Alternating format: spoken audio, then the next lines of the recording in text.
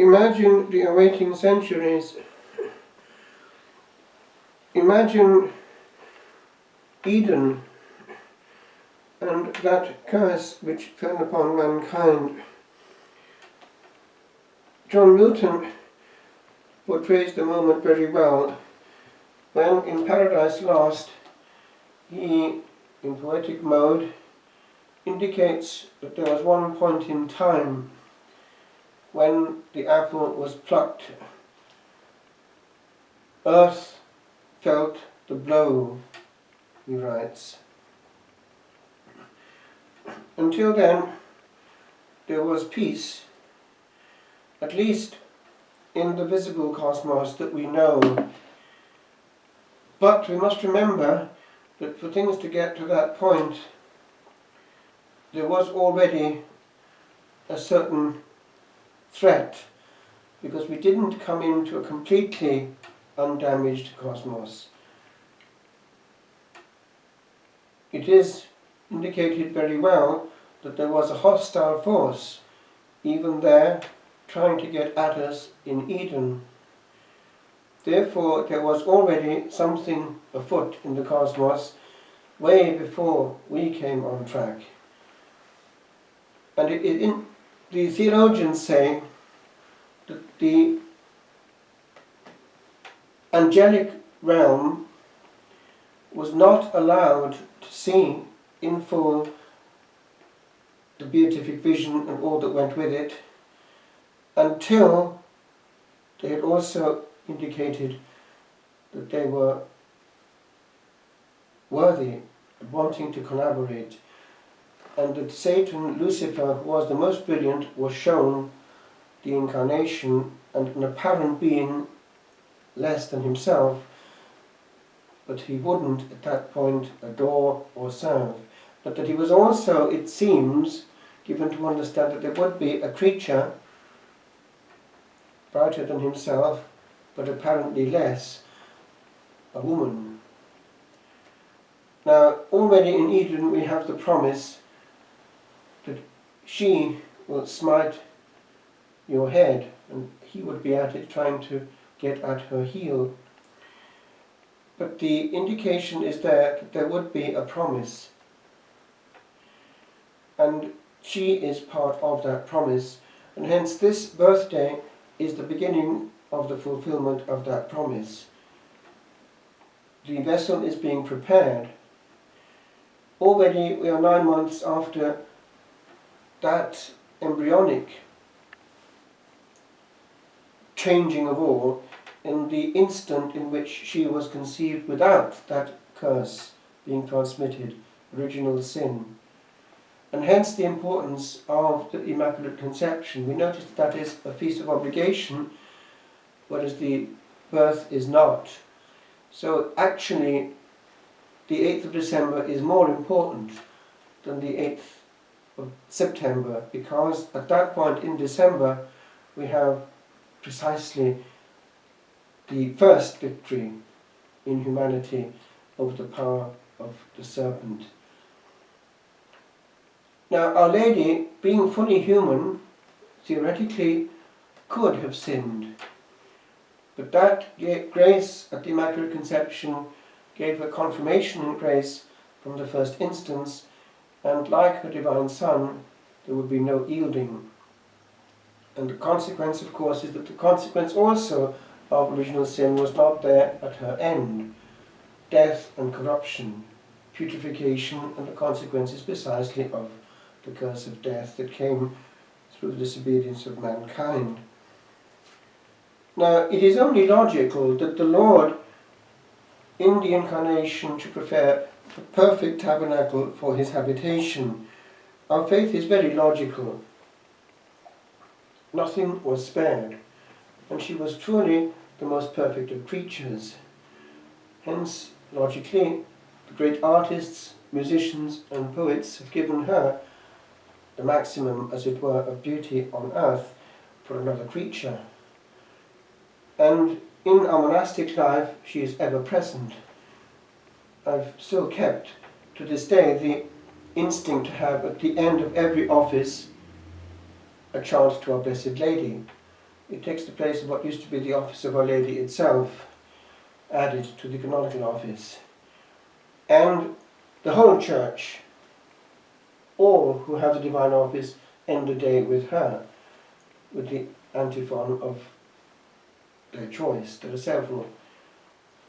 And I was just actually talking about it to Joanna today, that visiting Mellifont nearby, I had sung the old Cistercian salve with a Cistercian friend of mine there from Italy at one time, and it was quite moving, because that monastery should still have lived. There was no need for all that desecration to happen, because these Cistercian monasteries were very much dedicated to honouring also Our Lady. They got it from, in that case, St. Bernard, who founded Mellifont directly from Clairvaux. And boy, was he a poet of Our Lady. And so much was his devotion, one can see and hear something of his troubadour nature coming through. And one time, so much a poet of Our Lady and a devotee was he, that he was passing a statue, and as he would always do, he would greet it, Ave Maria, and the statue answered back, Ave Bernarde.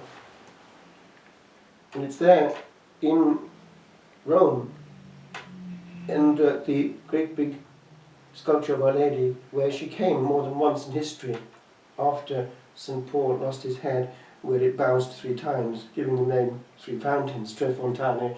It appeared that she appeared there afterwards, and we have that message written under it, Ave Bernarde. And by the way, it's there also that she appeared in recent times, in one of those fairly unusual apparitions where she gave to understand herself that the true faith was to be found only in the Roman Catholic Church, because there was somebody about to assassinate the Pope.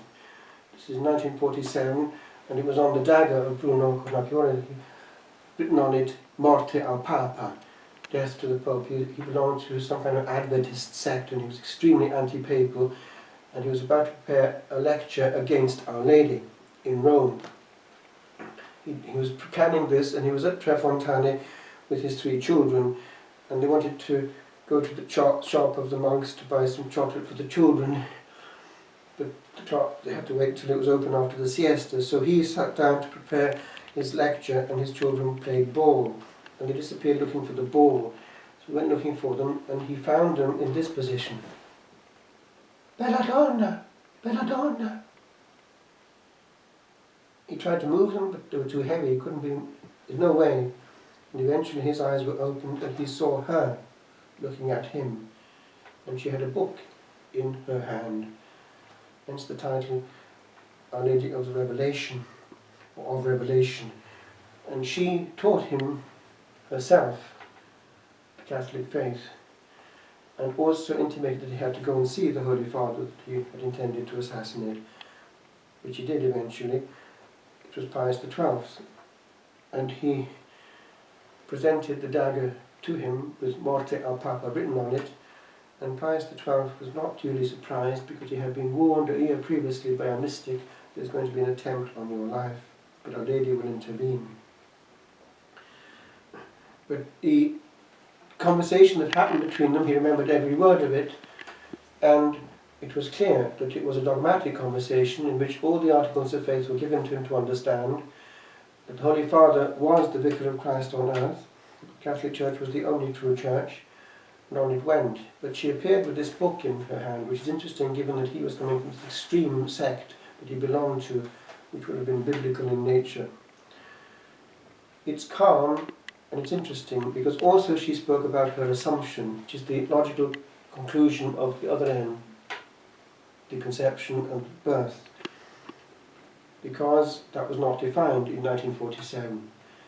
And we know that that was probably one small, but not indifferent element in pushing Pius XII to consult all the bishops of the world on the question, and to proceed to do something quite daring, to proclaim ex cathedra that it was a part of the Catholic dogma to be observed as such.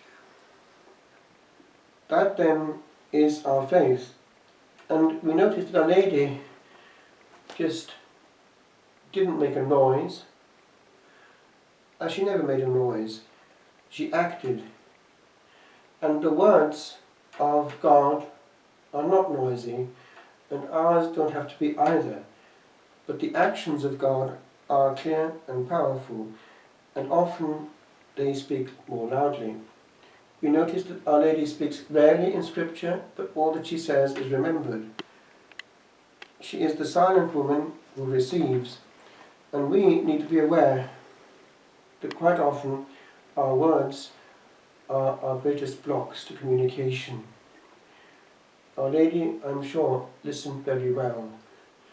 She said things when they had to be said. We know from the visions of Anne Catherine Emmerich that she, at one point, tried discreetly to take Judas Iscariot apart, to warn him gently, because she knew the way things were going in his heart.